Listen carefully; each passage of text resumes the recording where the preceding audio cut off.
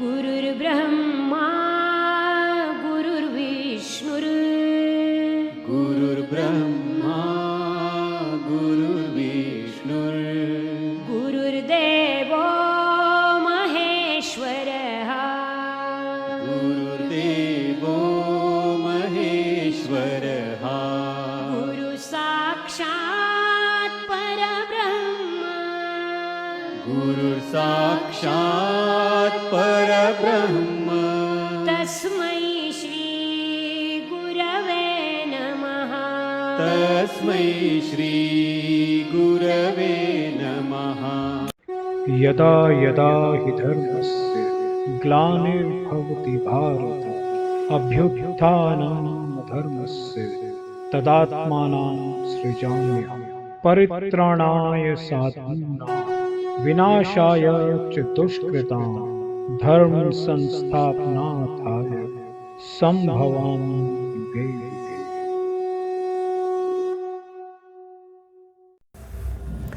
प्रेम से बोलो श्री कृष्ण भगवान की जय। मित्रों, भक्तों, मैं आचार्य श्री राजेंद्र कुमार सूर्यवंशी भगवान श्री कृष्ण की चरणों की धूल उनका शिष्य। मित्रों, श्रीमद् भागवत यथारूपम 18 अध्यायों का यहाँ पर वचन चल रहा है। मित्रों, भगवान श्री कृष्ण की मुखवाणी अमृत आपके लिए वर्षा करा रहे हैं, तो प्रेम से बोलो श्री कृष्ण भगवान की जय। मित्रों, अध्याय 6 ध्यान योग का वर्णन चल रहा है। मित्रों, बहुत सुंदर। शुरू करते हैं। पिछले धारावाहिक में हमने आपको बतलाया था बहुना जन्मना मनते है अतः दिव्य साक्षात्कार का सर्वश्रेष्ठ मार्ग भक्ति योग या कृष्ण भावनामृत की प्रत्यक्ष विधि है। यहाँ तक हमने पिछले धारावाहिक में आपको बतलाया था। मित्रों, श्रीमद् भागवत गीता यथारूप अध्याय 6 ध्यान योग की प्रस्तुति चल रही है। मित्रों, प्रारंभ करते हैं। एतन्मे असंस्याः कृष्ण क्षेत्रुम हर्ष्यः शेषता तवदन्यः संस्याः स्यास्यः चेतः न उपपादतेः। मित्रों, एतत् यह है मैं मेरा संशयम संदेह कृष्ण हे कृष्ण क्षेत्रम दूर करने के लिए अहर्षि आपसे प्रार्थना है। अशेषत पूर्णतः तत्वत आपकी अपेक्षा अन्य दूसरा संशयस्य संदेह का अस्य इस चेता दूर करने वाला ना नहीं ही अनिश्चय ही उपपद्धते पाया जाना संभव है। अनुवाद। हे कृष्ण, यह मेरा संदेश है और मैं आपसे इसी पूर्णतः दूर करने की प्रार्थना कर रहा हूं। आपके अतिरिक्त अन्य कोई ऐसा नहीं है जो इस संदेह को नष्ट कर सके। मित्रों, बहुत सुंदर अनुवाद। तात्पर्य, कृष्ण भूत वर्तमान तथा भविष्य तीनों काल की यहाँ बात हो रही है। मित्रों, और कृष्ण जो है वो भूत वर्तमान तथा भविष्य के जानने वाले हैं। वो तीनों काल के ज्ञाता थे और ज्ञाता हैं। भगवत गीता के प्रारंभ में भगवान ने कहा है कि सारे जीव वैष्ट रूप भूत काल में विद्यमान थे, इस समय विद्यमान है और भव बंधन से युक्त होने पर भविष्य में भी वैशिष्ट के रूप में बने रहेंगे। इस प्रकार उन्होंने वैशिष्ट जीव के भविष्य के प्रश्न का स्पष्टीकरण कर दिया है। अब अर्जुन असफल योगियों के भविष्य के विषय में जानना चाहते हैं। कोई न तो कृष्ण के समान है, ना ही उनसे बड़ा तथा कथित बड़े बड़े ऋषि तथा दर्शनायक जो प्रकृति की कृपा कर निर्भर है, निश्चय ही उनकी असमता नहीं कर सकते। अतः समस्त संदेहों का पूरा पूरा उत्तर पाने के लिए कृष्ण का निर्णय अंतिम तथा पूर्ण है, क्योंकि वे भूत वर्तमान तथा भविष्य के ज्ञाता है, किंतु उन्हें कोई भी नहीं जानता। कृष्ण तथा कृष्ण भावना भवित व्यक्ति ही जान सकते हैं कि कौन क्या है। श्री भगवान उवाच। बहुत सुंदर मित्रों, पात्र नैवेह नामुत्र विनाशस्तस्यः विद्यते नाहि अकल्याणः कृतक ऋषि दत्त दुर्गतिः सिद्ध दुर्गतिं तात गच्छति। मित्रों, श्री भगवान वाच, भगवान ने कहा, पार्थ के अपृथा पुत्र ना कभी ऐसा नहीं है, यही इस संसार में ना कभी नहीं आमुत्र अगले जन्म में विनाश नाश तस्यः उसका विद्यते होता है, ना कभी नहीं ही निश्चय ही कल्याणकृत शुभ कार्यों में लगा हुआ अकशिचित कोई भी दुर्गतम पतन को अतात हे मेरे मित्र गच्छति जाता है। अनुवाद। भगवान ने कहा, हे पृथापुत्र, कल्याण कार्यों में निरत योगी का ना तो इस लोक में और ना परलोक में ही विनाश होता है। हे अमित्र, भलाई करने वाला कभी बुराई से पराजित नहीं होता। सो बहुत सुंदर मित्रों अनुवाद है।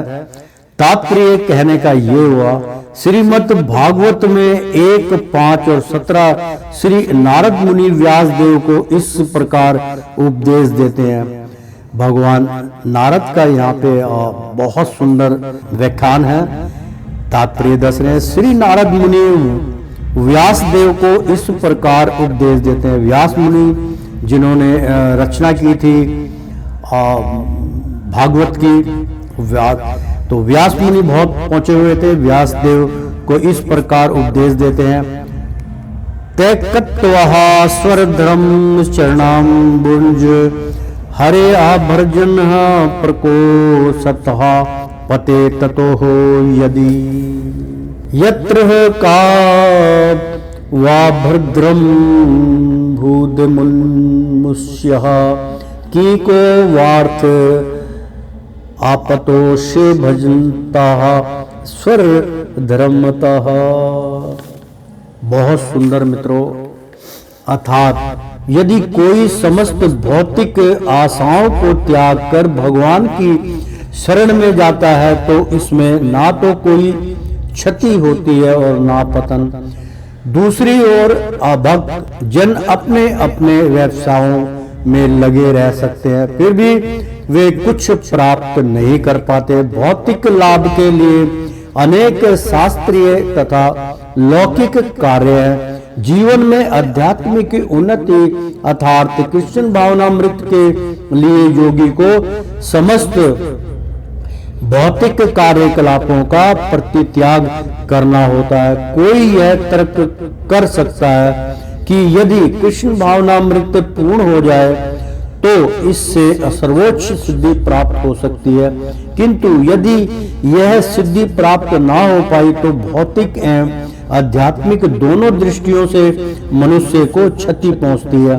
शास्त्रों का आदेश है कि यदि कोई स्वर धर्म का आचरण नहीं करता तो उसे पाप फल भोगना पड़ता है। अतः जो दिव्य कार्यों को ठीक से नहीं कर पाता उसे फल भोगना पड़ता है और भोगना होता है। भागवत पुराण आश्वस्त करता है कि असफल योगी को चिंता करने की आवश्यकता नहीं है, भले ही उसे ठीक से स्वर धर्माचरण ना करने का फल भोगना पड़े तो भी वह घाटे में नहीं रहता, क्योंकि शुभ कृष्ण भावना नामृत कभी अविस्मृत नहीं होता। जो इस प्रकार से लगा रहता है वह अगले जन्म में निम्न योनि में भी जन्म लेकर पहले की भांति भक्ति करता है। दूसरी ओर जो केवल नियत कार्यों को दृढ़ता पूर्वक करता है, किंतु यदि इसमें और उसमें कृष्ण भावनामृत का अभाव है तो आवश्यक नहीं है कि उसे शुभ फल प्राप्त हो। इस श्लोक का तात्पर्य इस प्रकार है, मानवता के दो विभाग किए जा सकते हैं, निमित्त तथा अन्य निमित्त।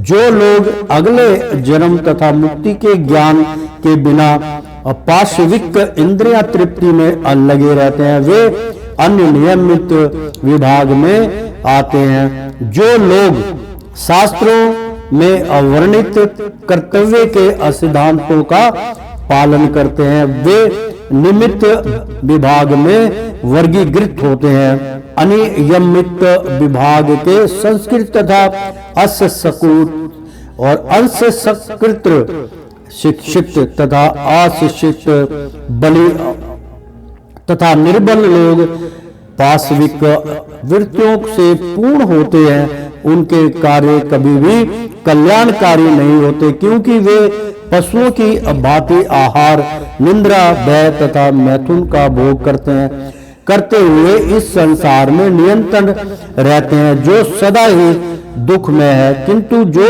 लोग शास्त्रीय आदेशों के अनुसार संयमित रहते हैं और इस प्रकार क्रमशः कृष्ण भावनामृत को प्राप्त होते हैं, वे अनिश्चित रूप से जीवन में उन्नति करते हैं। प्रेम से बोलो श्री कृष्ण भगवान की जय। कल्याण मार्ग के अनुयायियों को 3 वर्गों में विभाजित किया जा सकता है। एक भौतिक संपन्नता का उपभोग करने वाले शास्त्रीय विधि विधानों के अनुयायी, दूसरा जो इस संसार से मुक्ति पाने के लिए प्रयत्नशील है, तथा तीसरा कृष्ण भावनामृत के भक्त। प्रथम वर्ग के अनुयायियों को पुण्य 2 श्रेणियों में विभाजित किया जा सकता है, सकाम कर्म, सकाम कर्मी तथा इंद्रिया तृप्ति की इच्छा ना करने वाले। मित्रों बहुत सुंदर यहाँ पे वर्णन किया गया है। मित्रों मैं इसका थोड़ा सा उच्चारण करके बतला दूं आपको। कल्याण मार्ग के अनुयायियों को मतलब जो कल्याण चाहते हैं अपना सदैव के लिए कि भाई मेरा कल्याण हो, मैं दुखों का निवारण हो जाए, मेरा कल्याण करें प्रभु, उसके लिए यहाँ पे क्या बतलाया गया है। कल्याण मार्ग यानी कि कल्याण का जो रास्ता है के मार्ग अनुयायियों जो उनके मार्ग पे जाना चाहते हैं, जो उनके आसक्त हैं, जो उनके प्रेमी हैं, को 3 वर्गों में विभाजित किया जा सकता है। यानी कि उनके 3 रास्ते बतलाए गए हैं। मित्रों कोई भी रास्ता आप अपनाइएगा। एक भौतिक संपन्नता का उपभोग, यानी कि भौतिक में जो संपन्नता यानी कि बहुत भौतिक संसार में जो जिस चीज से आपको प्रसन्नता उत्पन्न होती है, संपन्नता उत्पन्न होती है, उसका संपूर्ण का उपभोग करने वाले, यानी कि जो उसका भौतिक संसार में जीवन अपने से परे को छोड़ के उरे के भौतिक में फंसे रहते हैं, घर गृहस्थी में, खाने पीने में, कर्म करने में भगवान का बहुत कम ध्यान करते हैं। उनके लिए बतलाया गया कि नंबर 1 भौतिक संपन्नता का उपभोग करने वाले शास्त्रीय विधि विधानों, जो शास्त्र कहता है शास्त्रीय विधि विधानों के अनुयायी, यानी कि वो ऐसा करने पर जो संसार में कि अपने परिवार को पालना है, पोसना है, करना है, तो वो उस प्रकार से अनुयायी होते हैं। दूसरा जो इस संसार से मुक्ति पाने के लिए प्रयत्नशील है, मतलब जो इस संसार में जीवन मृत्यु के आवागमन से मुक्त होना चाहते हैं, मुक्ति पाना चाहते हैं। तो मित्रों शरीर तो नाशवान है, वो तो मिट्टी में मिल जाएगा, लेकिन मुक्ति का जो बहुमूल्य अर्थ है मित्रों वो है किस बात की मर जाना मुक्ति का कारण नहीं है। मुक्ति मर जाने को नहीं कहते मित्रों, ध्यान से सुनिएगा। जो इस संसार से मुक्ति पाने के लिए प्रत्ययनशील है, यानी कि जो आदमी इससे प्रतिबद्ध है कि मुझे मुक्ति चाहिए। मुक्ति का मतलब मोक्ष के जीवन मृत्यु, जैसे बार बार हम इस संसार में जन्म लेते हैं फिर मर जाते हैं, जन्म लेते हैं फिर मर जाते हैं। जीवन मृत्यु का जो ये खेल है वो सदैव चलता रहता है, क्योंकि वो नाशवान है। तो जो इस संसार से मुक्ति पाने के लिए प्रत्यनशील है, मतलब कि भाई मैं तो कुछ भी हो जाए, मैंने दोबारा इस संसार में नहीं आना, क्योंकि मैं इस संसार के सत्य को जान चुका हूं। मित्रों, इसमें एक मेरा वचन आया है। मैं आचार्य श्री राजेंद्र कुमार सूर्यवंशी, भगवान श्री कृष्ण की चरणों की धूल, उनका शिष्य, मेरा जो प्रत्यनशील है, मेरा जो नियम है, मैं क्या चाहता हूं, मैं आज सबके सामने भागवत के सामने खुलासा कर रहा हूं। मित्रों, मुझे इस संसार में दोबारा नहीं आना। हरि महाराज की कोई भी महाराज अगर मुझे कोई भगवान श्री कृष्ण के माध्यम से कोई मुझे वो इस संसार के लिए कोई काम सौंपेंगे तो ठीक है, उनका मैं कहा नहीं टालूंगा, क्योंकि वो मेरे गुरु हैं। मैं उनके कहने पर इस संसार में आऊंगा और चल दूंगा, सूक्ष्म में आऊंगा, सूक्ष्म में चला जाऊंगा, वो कार्य करके। मेरा ऐसा मतलब जो है, मैं इसलिए प्रत्यनशील हूं। मेरा विचार ये है मित्रों, क्योंकि मैं सत्य को जान चुका हूं, उसी सत्य से मैं आप लोगों को अवगत कराना चाहता हूं। तो मित्रों, जो इस संसार से मुक्ति पाने के लिए प्रत्यनशील है, तथा तीसरा कृष्ण भावना मृत के भक्त, जो भगवान श्री कृष्ण की भक्ति में विलीन है, जो उनके भक्त हैं, जो कृष्ण है। प्रथम मतलब उनके लिए बतलाया गया कि प्रथम वर्ग के अनुयायियों को, मतलब जो पहले वर्ग के प्रथम शुरू काल के जो वर्ग के लोग हैं के अनुयायियों को पुण्य, मतलब उनको यानी कि अभी समझ लीजिए, प्रथम वर्ग के अनुयायियों को पुण्य 2 श्रेणियों में विभाजित किया जा सकता है। उनके लिए 2 श्रेणी बतलाई गई, जो भगवान श्री कृष्ण के भक्त हैं, जो उनकी आराधना में लगे हुए हैं। उनके लिए भी 2 मार्ग बतलाए गए, सकाम कर्मी तथा इंद्रिया तृप्ति की इच्छा ना करने वाला। मतलब सकाम कर्मी मतलब इधर उधर का काम ना करके भगवान श्री कृष्ण के कार्य में जुटा रहे। ज्ञान बांटना सर्वप्रथम है। ऐसे जो भगवान श्री कृष्ण के भक्त हैं वो ज्ञान बांटते हैं, लोगों को उत्तम राह की उत्पत्ति कराते हैं, उनको मार्गदर्शन देते हैं, उनको सकाम कर्मियों से थोड़ा सा पृथक कर देते हैं। तो इसलिए इसमें बतलाया गया कि सकाम कर्मी तथा इंद्रिय तृप्ति, मतलब किस प्रकार से मेरी इंद्रिय जो है वो तृप्त हो जाए, यानी कि इंद्रिय तृप्ति की इच्छा ना करने वाले, कि मेरे को अपनी इच्छाओं का त्याग करना है। मुझे यार बहुत अच्छी पनीर की सब्जी बनी है, खाओगे? कोई बात नहीं, खा लेंगे, लेकिन मैं उसके प्रति आसक्त नहीं हूं।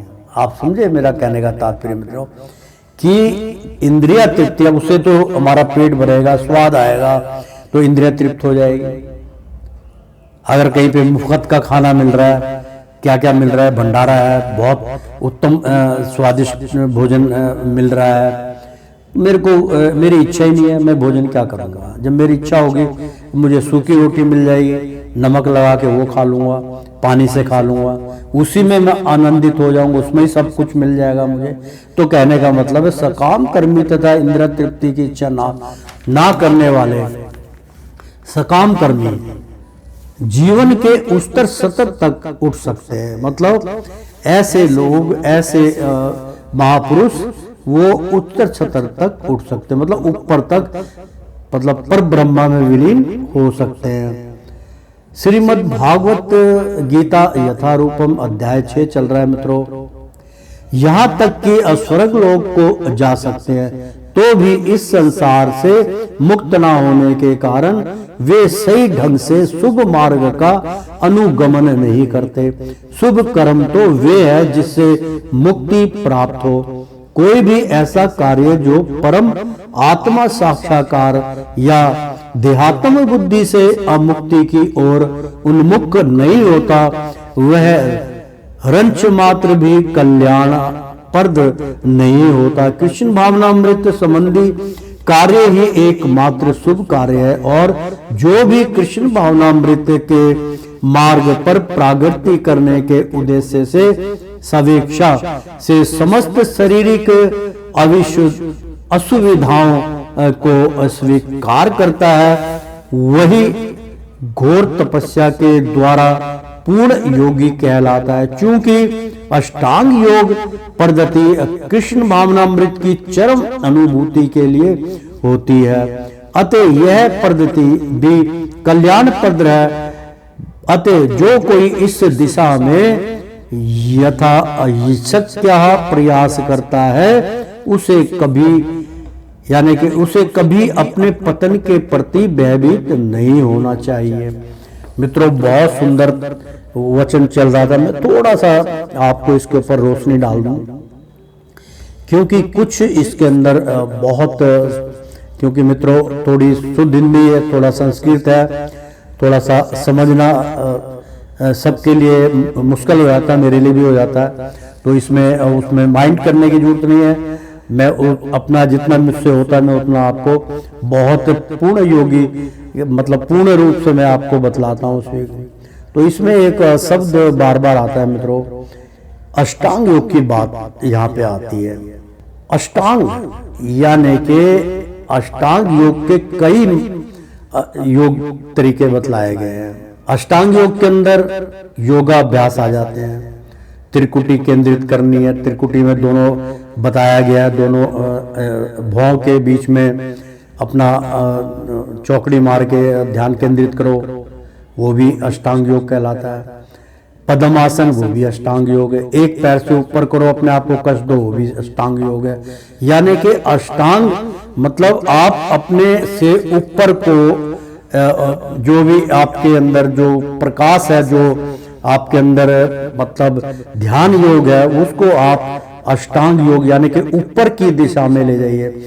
उसके दो मार्ग होते हैं मित्रों, एक नीचे की ओर जाता है, एक ऊपर की ओर जाता है। जैसे सुषुम्ना नाड़ी के बीच में एक नाड़ी होती है, तो सुषुम्ना नाड़ी इंगला और पिंगला नाड़ी के सेंटर पॉइंट में होती है, वो उसको सपोर्ट देती है। इसी प्रकार से अष्टांग योग यानी कि ऊपर की ओर आपका ध्यान जाना चाहिए, नीचे की ओर आपका ध्यान नहीं जाना चाहिए। तो चूंकि अष्टांग योग पद्धति कृष्ण भावनामृत की चरम अनुभूति के लिए होती है, यानी कि जो भगवान तक पहुंचना चाहता है उसको अष्टांग योग मतलब किसी भी प्रकार से ध्यान योग में उसको प्रविष्ट होना चाहिए। तो प्रेम से बोलो श्री कृष्ण भगवान की जय। तो वही कल्याण पर है। प्राप्य पुष्य कृंता पुण्य कृंता लोका नुषितवाह शाश्वती सम्मा असुचिन्ह श्रीमंता गेहे योग भ्रष्टोस भुजायते। प्राय प्राप्त करके पुण्य कृतम पुण्य कर्म करने वाले के अलोकान लोकों में औषितवा निवास करके शाश्वती है अनेक क्षमा वर्ष शुचि नाम पवित्र आत्माओं के श्री मातम संपन्न लोगों के अज्ञेय घर में अयोग भ्रष्ट आत्म साक्षात्कार के अपत्य से युक्त हुआ है। योग भ्रष्ट बहुत सुंदर मतलब जिसके बारे में आपको बतला भी रहा था। योग भ्रष्ट का मतलब होता है कि योग साधक आत्म साक्षात्कार के, ये योग भ्रष्ट का मैं अर्थ बतला रहा हूं आपको मित्रों। आत्म साक्षात्कार के पथ से चयुक्त होगा मतलब उससे जो उसके मार्ग पे चलता है, आत्मा साक्षात्कार के पथ पे यानी कि उस मार्ग पे जाने वाला उस व्यक्ति की यहाँ बात हो रही है मित्रों। अभी अजयते है जन्म लेता है। अनुवाद, असफल योगी पवित्र आत्माओं के आलोक में अनेकानेक वर्षों तक भोग करने के बाद या तो सदाचारी पुरुषों के परिवार में या कि धनवानों के कुल में जन्म लेता है। मित्रों, आप सभी भाइयों का इसमें प्रसंग आ गया है, तो इस अनुवाद है, बहुत सुंदर अनुवाद है मित्रों।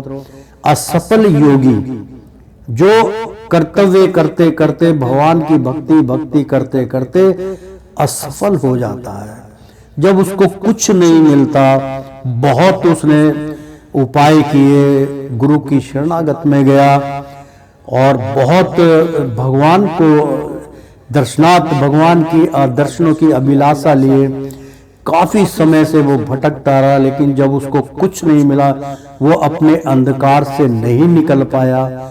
ऐसे योगी के बारे में क्या कहते हैं? असफल, यानी कि सफलता प्राप्त नहीं। असफल योगी पवित्र आत्माओं के लोक में, ऐसा योगी जो है पवित्र आत्माओं के लोक में, जैसे पवित्र आत्माओं के लोक में जो है हम ये कह सकते हैं, पितृलोक कह सकते हैं, ऐसे लोगों की यहाँ पे व्याख्या है। अनेकानेक मतलब काफी वर्षों तक, अनेकानेक वर्षों तक भोग करने के बाद, मतलब कितने जन्म लेने के पश्चात के बाद, या तो सदाचारी पुरुषों के परिवार में, मतलब उसको फल जरूर मिलता है। सदाचारी यानी कि किसी ब्राह्मण के घर, या जो सदाचारी होते पुण्य करने वाले के घर, तो सदाचारी पुरुषों के परिवार में या कि धनवानों के कुल में जन्म लेता है, उसको ये फल प्राप्त होता है। तात्पर्य, असफल योगियों के दो श्रेणियां हैं। एक वे जो बहुत थोड़ी उन्नति के बाद ही भ्रष्ट होते हैं। बहुत सुंदर, मतलब मैं पहले भी इसका उच्चारण कर सकता हूं कि असफल योगियों की दो श्रेणियां हैं। मित्रों, ज्यादातर पूरा संसार असफल रहता है। मैं आपको मुख्य बात बतला देता हूं। एक आदमी करोड़ों में सफलता प्राप्त करता है, अन्यथा आध्यात्मिक ज्ञान के द्वारा बतलाई गई ज्ञान से हमेशा वंचित रह जाता है, असफल होता है। तो हम भी पता नहीं असफल योगी है जी, हम तो यही कहेंगे। असफल योगियों की दो श्रेणियां होती हैं, उनके दो श्रेणी के होते हैं, मतलब दो तरीके के वो ऐसे योगी होते हैं। एक वे जो बहुत थोड़ी उन्नति के बाद ही भ्रष्ट हो जाते हैं, थोड़ा बहुत कष्ट उठाने के बाद भ्रष्ट हो गए। भ्रष्ट का मतलब ये होता है कि अपना नियम तोड़ देना। मित्रों, बहुत सीधा सा यहाँ पे प्रसंग है, उसका तात्पर्य बतला रहे हैं कि बहुत करते करते करते करते नियम को तोड़ देना। नियम, अहम, अहंकार, 5 जो छोड़ने वाली चीजें बतलाई गई हैं, क्रोध, मोह, माया, ये सब छोड़ने की जो बात कही गई है वो इसीलिए कही गई है। जो लोग नहीं छोड़ पाते, मान लीजिए मैं एक छोटा सा एग्जांपल दे दूं आपको। एक बार किसी बड़ी पार्टी में गया था मैं, वहां पर जो है मित्रों 2 प्रकार की, मतलब वहां पे स्टॉल लगे हुए थे, एक नॉन वेज था और एक वेजिटेरियन था। तो लोग जो थे, मैं तो मित्रों माफ कीजिएगा, मैं ज्यादातर कभी मतलब जो है बारात वगैरह में मैं भोजन नहीं करता हूं, क्योंकि उसमें 2 कारण होते हैं। वो चाहे कितने भी स्वस्थ रूप से बनाए, एक ही छुरी का इस्तेमाल करते हैं, उसी से वो बनाते हैं, उसी से वो करछी भी एक ही इस्तेमाल करते हैं। मैंने खुद देखा ये चीजें, कई जगह पे बहुत स्वस्थ तरीके से बनाते हैं। तो मैंने देखा वहां पे कैमरा लगा हुआ था, टीवी चल रहा था, आप भोजन कर रहे हैं, आप पार्टी में आए हैं। तो मित्रों, मैं बैठ के कुर्सी पे तस्वीरें देख रहा था। तो एक, खैर मैं, वो मेरा शिष्य नहीं था लेकिन मेरे को गुरु मानता था वो, और काफी सालों तक मतलब जो है वो जो है यानी कि बीड़ी, सिगरेट, तंबाकू, नॉन वेज वगैरह या ड्रिंक्स वगैरह नहीं करता था। मैंने कभी भी नहीं देखा था उसको। वहां पे क्या हुआ, वहां पे जो है तामसी गुण के प्रति वो आसक्त हो गया। यहाँ पे वही इसी चीज का वर्णन हो रहा है मित्रों। मैं झूठ मूठ की कथा नहीं करता कभी भी, कि एक वो जो बहुत थोड़ी उन्नति के बाद ही भ्रष्ट हो जाते हैं। यानी कि जो तपस्या काल किया, जो आप तप करते रहे, जब आपका मुख्य समय आया तो उस्ताद जी भ्रष्ट हो गया आप। तो फिर वो अधूरा रह जाता। तो मित्रों उसी की है। फिर मैंने उस व्यक्ति को ड्रिंक करते भी देखा और मतलब मांसाहारी भोजन भी उसने प्राप्त किया। तो वो 1 मिनट में 20, 25, 30, 40 साल का जो था वो थोड़े से लालच के लिए नियम तोड़ दिया। जो तपस्या की थी उसने ये सब कुछ, और यानी कि तामसी भोजन को छोड़ के रजोगुणी की प्राप्ति सबके अंदर होती है। सतोगुण बड़ी मुश्किल से मिलता है। तो सतोगुण जो प्राप्त किया था वो तमोगुण ने उसके ऊपर हैवी होके जीत हासिल कर ली। तो मित्रों यहीं पे इसका उद्देश्य है कि एक वे जो बहुत थोड़ी उन्नति के लिए, आप एक बात का ध्यान रखिए, मृत्यु तो निश्चित है, कब आएगी किस टाइम आएगी कोई पता नहीं। ज्ञात जरूर हो जाता है, जो भगवान से जुड़े तो उनको ज्ञात हो जाता है। लेकिन मित्रों फिर नियम क्यों तोड़ना? जब मृत्यु निकटम है, मृत्यु आएगी तो काहे को नियम तोड़ना? डर के मारे कि उससे मृत्यु रुक जाएगी। अभी ऐसे कई एग्जाम्पल मेरे को, छोड़ो भागवत चल रही है, मैं ज्यादा नहीं आपको उनका मतलब वो बतलाऊंगा कि इसमें कैसे अड़चन, जो ये बहुमूल्य ज्ञान यहाँ पे गुणक रहस्य ज्ञान जो बतलाया गया है, इसलिए मैंने रुक के इसकी व्याख्या की कि एक वो जो बहुत थोड़ी सी उन्नति के बाद भी भ्रष्ट होते हैं, दूसरे वे जो दीर्घ काल तक योग अभ्यास के बाद भ्रष्ट होते हैं। यानी कि दूसरे वे जो दीर्घ काल यानी कि काफी समय तक योग अभ्यास करने के बाद भ्रष्ट होते हैं। एग्जाम्पल देने की मुझे आवश्यकता नहीं है, इस कलयुग के अंदर ही कुछ ज्यादा ही नहीं, 5-7 साल में ही आपको सब कुछ दिख गया है कि कितने समय से दीर्घ काल मतलब काफी समय से वो योग अभ्यास करते रहे, लेकिन अंत में जब उनका भोग का समय आया, जब उनका फल भगवान को देना था, तब वो भ्रष्ट हो चुके। और भ्रष्ट होते ही अब उनकी क्या दुर्दशा हो रही है, भगवान श्री कृष्ण ही उनकी रक्षा करे। भ्रष्ट होते हैं जो योगी कल्पकालिक अभ्यास के बाद भ्रष्ट होता है, वह स्वर्ग लोक को जाता है। स्वर्ग जहाँ केवल पुरुष पुण्य आत्माओं की अप्रविष्ट होने दिया जाता है, वहीं पे प्रविष्ट होगा। जो पुण्य आत्मा वही वहाँ जो है वो जा सकता है। वहां पर दीर्घ काल तक रहने के बाद उसे पुण्य इस लोक में भेजा जाता है, जिससे वह किसी सदाचारी ब्राह्मण वैष्णु के कुल में या धनवान वाणिक के कुल में जन्म ले सके। योगाभ्यास का वास्तविक उद्देश्य कृष्ण भावनामृत की सर्वोच्च सिद्धि प्राप्त करना है। जैसे कि इस अध्याय के अंतिम श्लोक में बताया गया है कि किंतु जो इतने अध्यावसायी नहीं होते और जो भौतिक प्रलोभन के कारण असफल हो जाते हैं, उन्हें अपनी भौतिक इच्छाओं की पूर्ति करने की अनुमति दी जाती है। तत्पश्चात उन्हें सदाचारी या धनवान परिवार के सोपन जीवन बिताने का अवसर प्रदान किया जाता है। ऐसे परिवारों में जन्म लेने वाले इस सुविधाओं का लाभ उठाते हुए अपने आप को पूर्ण कृष्ण भावनामृत तक ऊपर ले जाते हैं। प्रेम से बोलो श्री कृष्ण भगवान की जय। अत्वा योगी नामेवा कुलेया भवती अधि अमतमा मतामह इत सिद्धि दुर्लभंतर लोके अजन्म यदेशम। अथवा या योगी नाम विद्वान योगियों के एवं निश्चित ही कुले परिवार में भविष्य जन्म लेता है। धी अमातम परम बुद्धिमानों के एतत् यह ही अनिश्चय ही दुर्लभतरम अत्यंत दुर्लभ लोके इस संसार में जन्म यतः जो इस प्रकार का अनुवाद। अथवा यदि दीर्घ काल तक योग करने के बाद असफल रहे तो वह ऐसे योगियों के कुल में जन्म लेता है जो अति बुद्धिमान है। निश्चय ही इस संसार में ऐसा जन्म दुर्लभ है।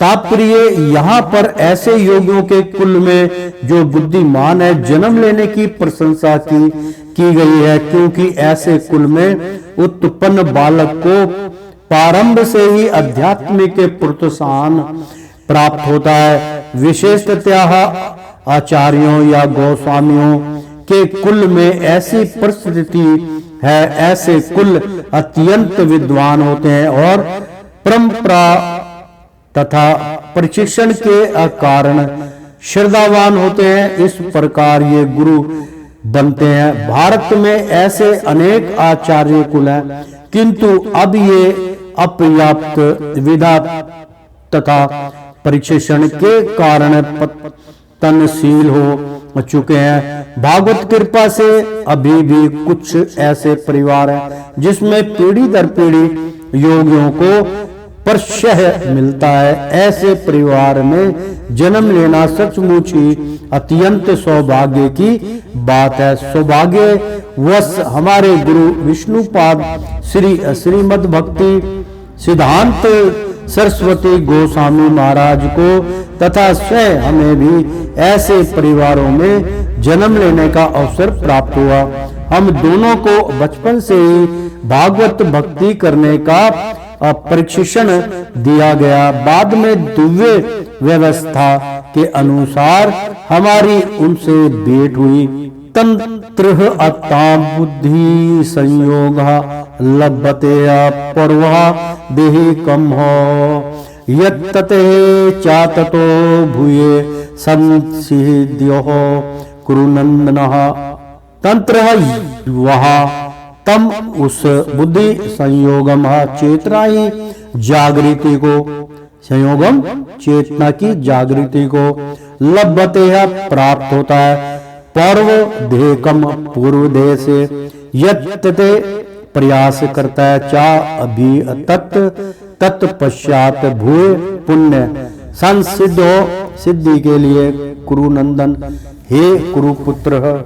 मित्रों, श्रीमद् भागवत गीता यथारूपम अध्याय 6 ध्यान योग की यहाँ पे वाणी चल रही है। मित्रों, अनुवाद। हे कुंदन नंदन, ऐसा जन्म पाकर वह अपने पूर्ण जन्म की दैवी चेतना को पुण्य प्राप्त करता है और पूर्ण सफलता प्राप्त करने के उद्देश्य से वह आगे उन्नति करने का प्रयास करता है। तात्पर्य, राजा भरत जिन्हें तीसरे जन्म में उत्तम ब्राह्मण कुल में जन्म मिला, पूर्व दिव्य चेतना की पुण्य प्राप्ति के लिए उत्तम जन्म के उदाहरण स्वरूप हैं। भरत विश्व भर के स्मार्ट थे और तभी से यह लोक देवताओं के बीच भारतवर्ष के नाम से विख्यात है। पहले यह इलावृत वर्ष के नाम से ज्ञात था। भारत या भरत ने अल्पायु में ही आध्यात्मिक सिद्धि के लिए संन्यास ग्रहण कर लिया था, किंतु वे सफल नहीं हो सके। अगले जन्म में उन्हें उत्तम ब्राह्मण कुल में जन्म लेना पड़ा और वे जड़ भरत कहलाए, क्योंकि वे एकांतवास करते थे तथा किसी से बोलते ना थे। बाद में राजा रहुगण ने इन्हें महानतम योगी के आरूप में पाया। उनके जीवन से यह पता चलता है कि दिव्य प्रयास अथवा योग अभ्यास कभी व्यर्थ नहीं जाता। भागवत कृपा से योगी को कृष्ण भावनामृत में पूर्ण सिद्धि प्राप्त करने के बारंबार सुयोग प्राप्त होते रहते हैं। पूर्ण अभ्यास से न तनयो ही यते हावर सोसपि साहा जिगासुरपि योगस्या शब्द ब्रह्मण की वर्तते। पूर्ण पिछला अभ्यास से तेन उससे ही याते आकृष्ट होता है ही अनिश्चय ही अवश्य रवत आपी भी आशा यह जिगासु उत्सुक अपि अभि अयोगस्य योग के विषय में शब्द ब्रह्मा शास्त्रों के अनुष्ठान अति वर्तते परे चले जाता है, उल्लंघन करता है। अनुवाद। अपने पूर्ण जन्म की देवी चेतना से वह ना चाहते हुए भी स्वत योग के नियमों की ओर आकर्षित होता है। ऐसे जिज्ञासु योगी शास्त्रों के अनुष्ठानों से परे स्थित होता है।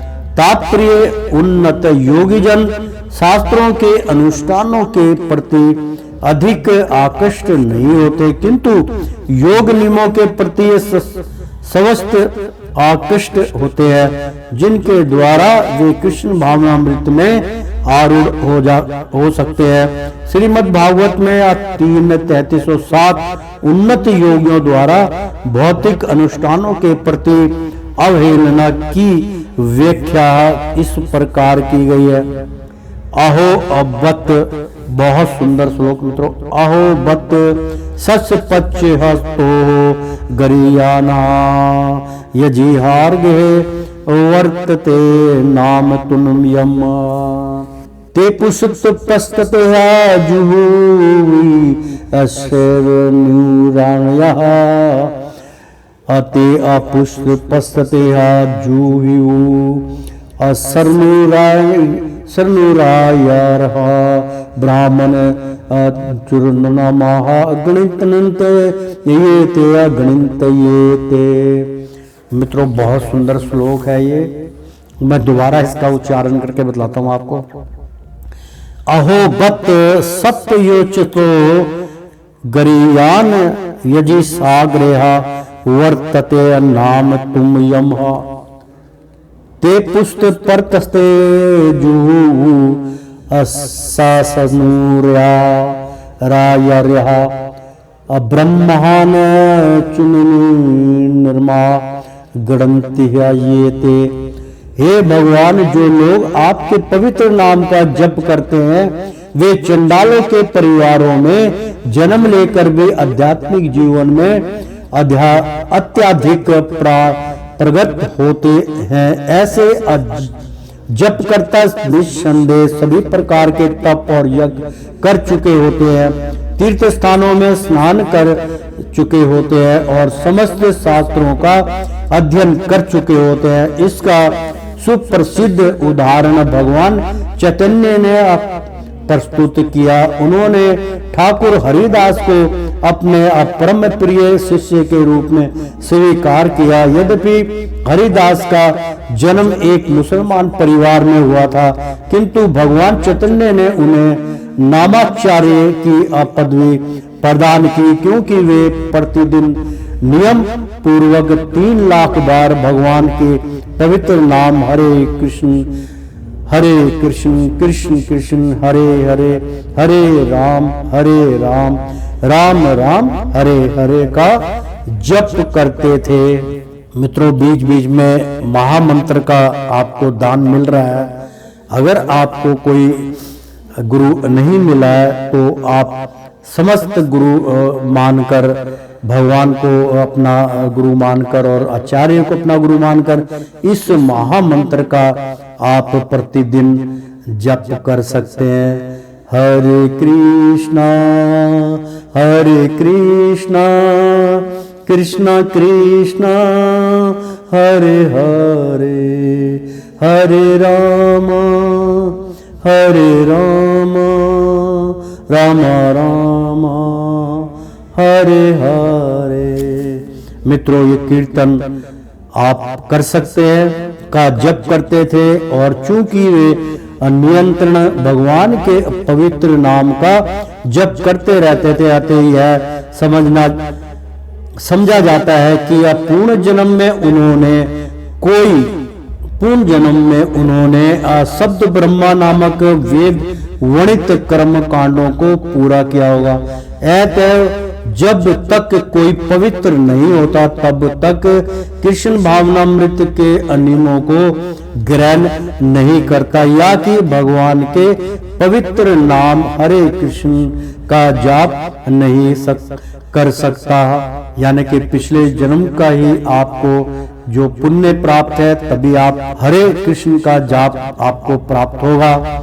हरे कृष्ण आप कर सकते हैं, जय जय कृष्णा भी कर सकते हैं आप। तो प्रयत्न धत्त मानस तु योगी संस शुद्ध अकिलिम्बस अनेक जन्म संस सिद्धा सत्तो यति अप्रागतिम।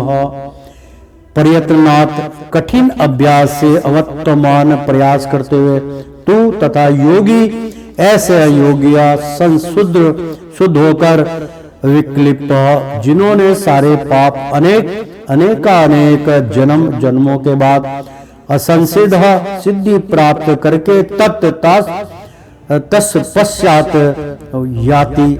याति प्राप्त करता है प्राम सर्वोच्च गतव्य को अनुवाद। और जब योगी समस्त कलम से अशुद्ध होकर सच्ची निष्ठा से आगे प्रगति करने का प्रयास करता है तो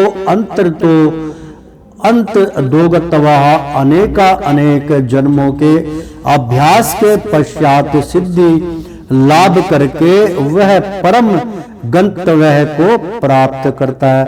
तात्पर्य सदाचार्य धनवान या पवित्र कुल में उत्पन्न पुरुष योग अभ्यास के अनुकूल परिस्थिति से अनचेष्ट सचेष्ट हो जाता है, अतः वह दृढ़ संकल्प करके अपने अधूरे कार्य को करने में लग जाता है और इस प्रकार वह अपने को समस्त भौतिक कलमश से शुद्ध कर लेता है। समस्त कलमश से मुक्त होकर और मुक्त पर उसे परम सिद्धि। बहुत सुंदर यहाँ पे तात्पर्य चल रहा मित्रों। और इस प्रकार वह अपने को समस्त भौतिक कलमश से शुद्ध कर लेता है। समस्त कलमश से मुक्त होने पर उसे परम सिद्धि कृष्ण भावना अमृत प्राप्त होती है। कृष्ण भावना अमृत ही समस्त कलमश से मुक्त होने की पूर्ण अवस्था है। इसकी पुष्टि भागवत में 7 और 28 में हुई है। मित्रों, श्रीमद् भागवत गीता यथारूप अध्याय 6 चल रहा है। ये तवंत गंत पापः जनाना पुण्यः कर्मणाम ते इंद्रो अमोहान्य मुक्तः भंजते आमा दृढ़वर्तः। अनेक जन्मों तक पुण्य कर्म करने से जब कोई समस्त कलमस्या तथा मोह में इंद्रियों से पूर्णतया मुक्त हो जाता है, तभी वह भगवान की दिव्य प्रेमा भक्ति में लग जाता है। तपस्योभ्यो धीको योगी अज्ञानियाभ्यो यप्यपिह मतो शब्दिकः कर्म्यभ्यास शर्तदेव को योग्या तमसा दोगी भवार्जुन।